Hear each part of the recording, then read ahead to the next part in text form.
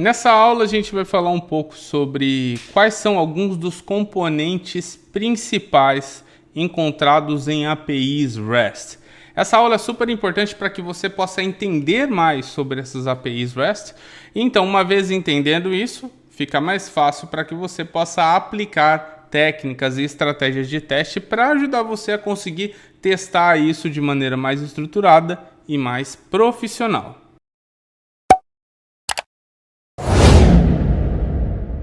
Vamos lá então, porque dentro da aula de hoje eu quero demonstrar para você um pouco mais sobre esse desenho que eu fiz aqui, para te mostrar alguns dos componentes que nós temos em APIs REST. Então a gente vai primeiro falar sobre endpoints, depois a gente fala sobre requisições e respostas, que são aí então basicamente compostas por cabeçalho e corpo. Depois a gente fala sobre métodos, meios de autenticação, status codes, ferramentas e por fim a gente fala um pouquinho sobre arquitetura, que vai ser o nosso gancho já para a próxima aula, ok?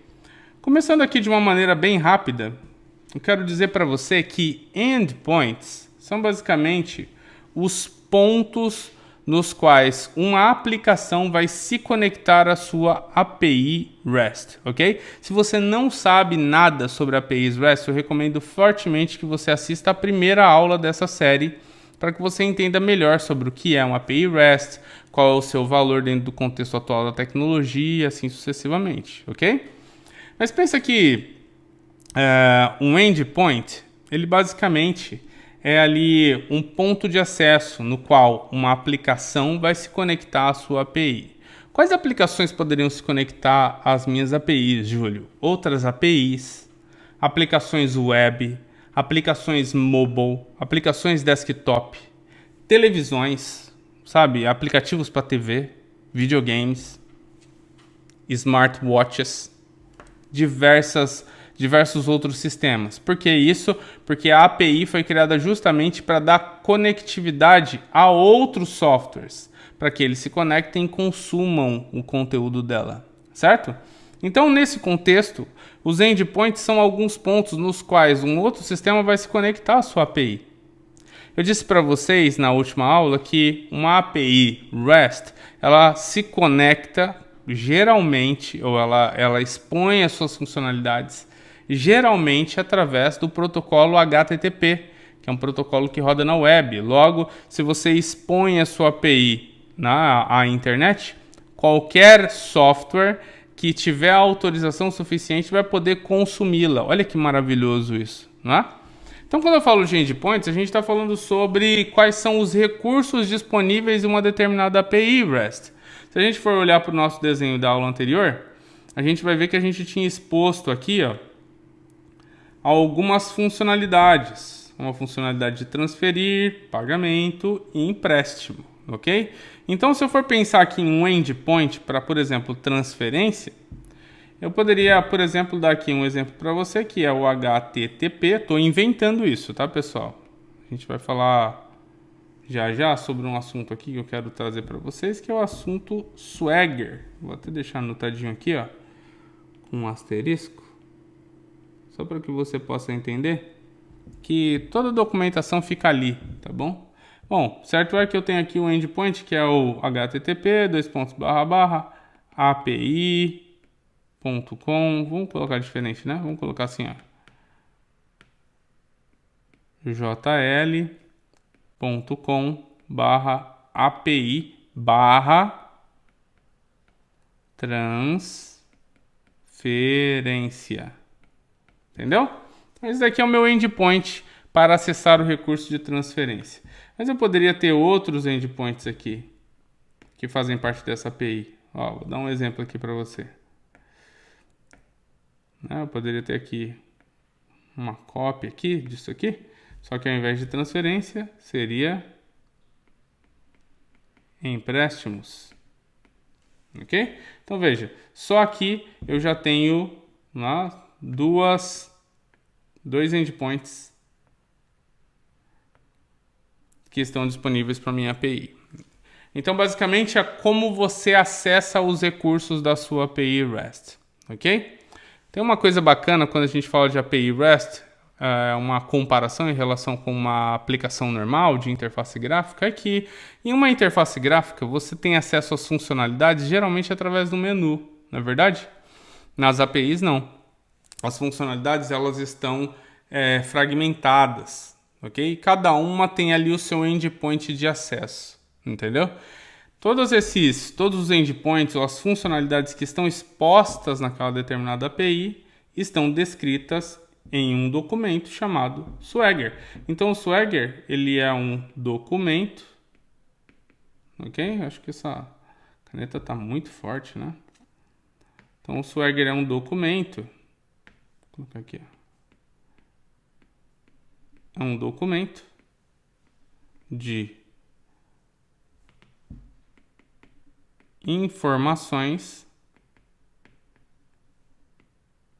sobre a API REST, ok? Tem outras formas também de documentação, mas o Swagger é uma das mais conhecidas. Então, quando você quiser saber quais são aí os endpoints que fazem parte de uma determinada API que você quer testar, pergunta para o seu time, galera, onde está o Swagger? Eles vão te dizer e você vai lá encontrar, né, quais são esses endpoints, ok? Ótimo. Uma vez que a gente fala de endpoints, é muito importante que você saiba que, olha, vamos fazer uma mudança aqui nessa forma que eu estruturei aqui a aula. Vamos colocar um segundo item aqui, como sendo os métodos. Eu acho que isso daqui vai facilitar muito a sua compreensão, tá bom? Então, vou mudar aqui. Outra coisa que a gente tem também lá no Swagger são os métodos. Métodos, basicamente, falam sobre qual é a intenção que você tem ao fazer uma chamada, uma requisição, acessar esses endpoints aqui, os recursos que estão lá dentro. Vou dar um exemplo que é o exemplo mais simplório para você. Se você, por exemplo, quer realizar uma transferência, para realizar a transferência, você precisa enviar informações sobre a transferência, não é assim? Você precisa informar quem é o destinatário, qual é o valor que você quer transferir, qual é a agência, qual é a conta, qual é, sabe? Tem várias informações, não é assim? Então, se você quer enviar informações para criar esse recurso, geralmente, tá? Eu vou falar geralmente, mas se você depois for cair mais profundamente nos seus estudos sobre a API REST, você vai perceber que não é apenas esse carinha aqui, mas geralmente se usa um post, ok? Post é o método que é utilizado em conjunto com o seu endpoint na hora de você realizar uma chamada, né, ao determinado recurso, ao determinado endpoint, para que você possa dizer a sua intenção. Eu estou mandando informações para fazer, né, o registro de algo, entendeu? Júlio, só tem post? Não. Tem também put. Geralmente o post serve para que você possa enviar informações para geralmente registrar algo, mas você tem lá também o put, que vai servir para que você possa então alterar um determinado recurso, né, que você tem dentro daquele determinado endpoint. Então, post transferências iria registrar uma transferência. Put transferência seria como se você estivesse alterando uma transferência. Por exemplo, eu fiz um agendamento, certo? E com o put eu posso alterar o agendamento. Tá entendendo o que eu quero dizer? Outra coisa também que você pode ter é um get. Tá? Eu vou deixar aqui, ó, tem até umas cores. Geralmente quando você está trabalhando com APIs, então eu vou tentar reproduzir aqui certinho essas cores. Geralmente o post é até azulzinho e o get ele acaba sendo o verdinho, entendeu? O get é para busca de algum tipo de registro. Pode ser a busca de um registro ou de muitos, ok? Então pode ser qualquer um dos dois, um ou muitos registros. Por exemplo, quero buscar todas as transferências. É um get no endpoint de transferência, ok? Ou posso pegar uma transferência específica, que é uma transferência que é a transferência número 1. Então, no endpoint eu vou fazer transferência número 1. Isso daqui quer dizer que eu vou buscar, com o GET, buscar uma transferência que é a transferência número 1. Mas pode ser que eu quisesse buscar também a transferência número 99. Entendeu? Então aqui, essa adição desses itens aqui no final faz com que ele mude. Outra coisa que você pode fazer também, geralmente em APIs REST, é utilizar um método chamado delete. Esse método chamado delete, adivinha para que serve? Eu sabia que você ia adivinhar. Serve para que você possa remover um determinado elemento, né? Então a mesma coisa, se eu uso delete para barra transferência, barra 99, estou deletando a transferência número 99. Tá entendendo? Então, o método demonstra a intenção, ok? Enquanto aí o endpoint são as formas de você acessar aquilo, certo? Então, seria mais ou menos assim, só para ficar mais claro para você. São métodos. Júlio, tem mais métodos? Tem vários outros métodos. Tem o método patch, tem o método options, tem outros métodos, ok? Mas estou aqui falando para você apenas daqueles que são os mais conhecidos. Quando você for, por exemplo, fazer uma entrevista, definitivamente isso daqui vai cair, ok?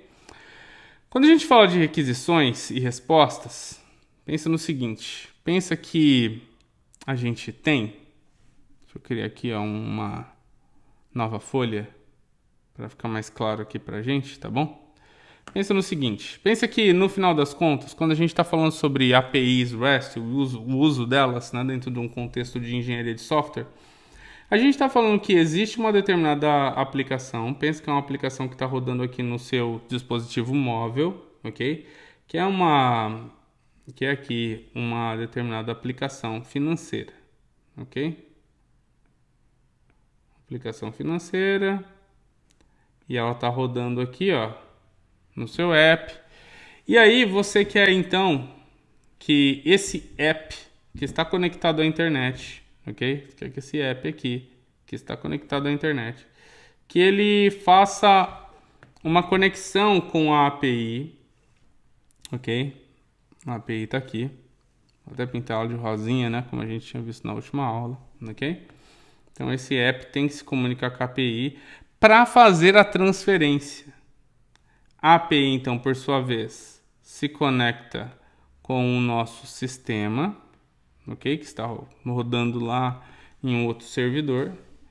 Então, esse sistema aqui, que é o cérebro, né, da nossa aplicação, ele, então, pega essas informações e realiza realmente a transferência de valores aqui, e depois devolve a informação para a API. Essa daqui é a nossa API. Ok? E a API então devolve a informação para o app, e o app então vai lá e demonstra essas informações aqui para o usuário final, né? Tudo começa aqui com o usuário, na verdade, que fez esse uso, então depois volte uma informação para esse usuário, ok? Então basicamente é isso daqui que acontece. Sistema. Só que se a gente for dar um zoom aqui e colocar uma lupa, o que está acontecendo na verdade? Aqui, essa requisição é como se fosse aqui uma caixa, sabe? Essa caixa, ela tem duas coisas. Ela tem um cabeçalho e ela tem também um corpo, ok? Esses são são as duas informações contidas aqui nessa que a gente chama de requisição, ok? A requisição é enviada de um app ou de um aplicativo mobile ou de um outro sistema para a API. E a API, por sua vez, ela devolve o que a gente chama de resposta, ok? Que acaba também tendo um cabeçalho e também um corpo. Beleza? Ótimo. Então é isso daqui que acontece, um tráfego entre as aplicações externas e a nossa API. Lembrando, tá? A API ela roda lá num contexto, né, onde ela está disponível em algum lugar na internet, disponível lá via um protocolo, geralmente protocolo HTTP ou HTTPS, ok? Então aqui nessa requisição a gente tem um cabeçalho. Por exemplo, se eu estou fazendo um post para transferências para enviar informações, aqui em cima vai falar assim, olha, o tipo do conteúdo vai ser JSON. Nossa, tá muito ruim isso daqui. Deixa eu voltar aqui para ficar bem bonitinho para vocês.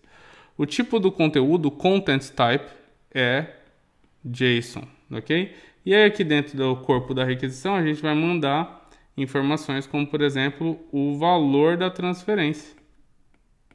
R$50, por exemplo. Dentre outras informações, ok?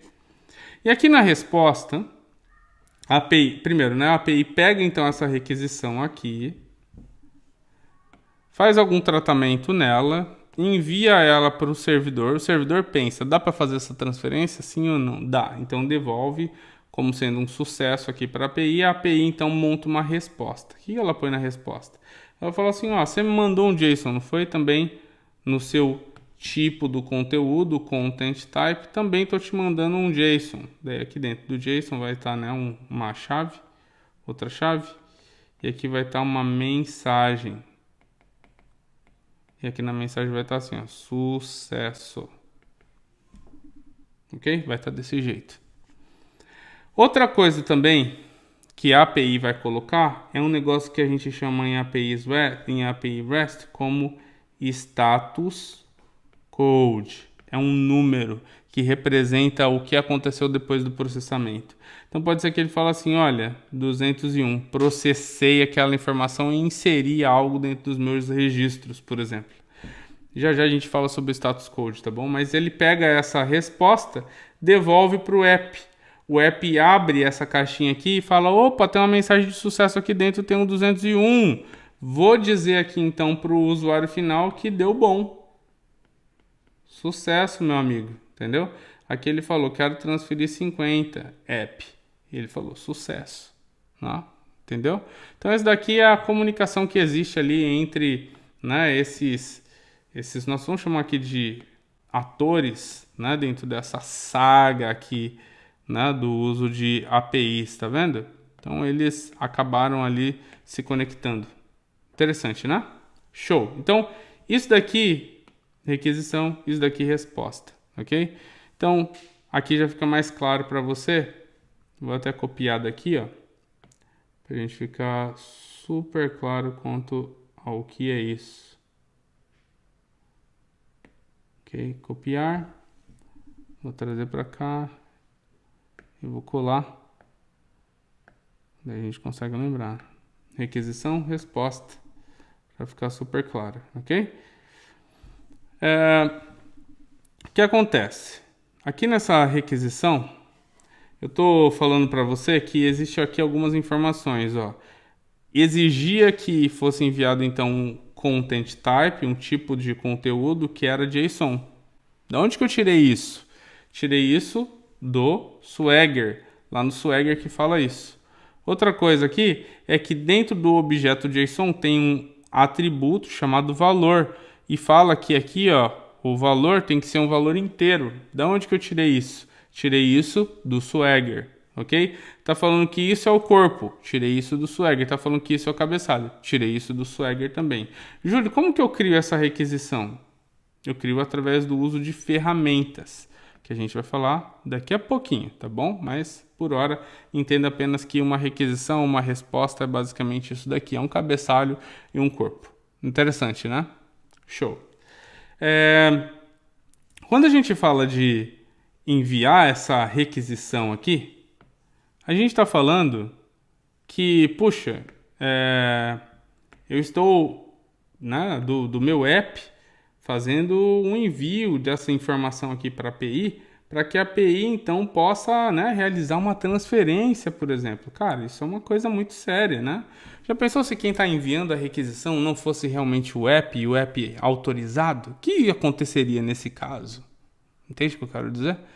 O que aconteceria é que nós iríamos ter, dentro dessa requisição, ok? Dentro dessa requisição aqui, para ser mais preciso aqui, ó, no cabeçalho, um mecanismo de segurança, ok? Esse mecanismo de segurança aqui é conhecido como token, ok? Mecanismo de segurança chamado token. Esse nosso token aqui, token, ok? Eu sei que eu tenho que enviá-lo porque, novamente, porque eu li o Swagger, ok? No Swagger estava falando, olha, se você quer fazer um post de transferência, você tem que passar um token, e esse token aqui vai então autorizar você a poder fazer aquela requisição. Geralmente o token ele é um caractere alfa, um grupo de caracteres alfanuméricos que tem lá então letra A, B, 1, 3, 5, C, Z, Y, sabe? Às vezes até tem assim exclamação, dólar, A, B, C. É basicamente aqui uma criptografia, ok? Uma criptografia de algo que por detrás de todo esse monte de símbolo aqui tem algumas informações. Vou colocar até aqui ó, como um formato JSON para você entender melhor. Tem lá, olha, o usuário que fez o envio dessa requisição é o usuário. Deixa eu puxar um pouquinho mais para baixo aqui. Nossa, tá feio esse negócio aqui, hein, gente? Vamos lá. Vou colocar de novo aqui, ó. Olha. O usuário é o Júlio. Ok? Ele é do tipo cliente. Ok? E esse token, ele tem um prazo de expiração. Então, ele expira no dia, sabe, 2022 do 12 do 1, por exemplo. Entendeu? Essa é a data de expiração desse token aqui. Então, o token, basicamente, ele é esse mecanismo de segurança que vai ser trafegado aqui dentro da requisição. Então eu envio esse token criptografado aqui dentro da requisição, e é o que acontece aqui quando a nossa API recebe essa informação criptografada, ela descriptografa, analisa lá o usuário, vê se ele é um usuário válido, vê se a expiração tá boa, e aí sim ele manda a requisição para cá.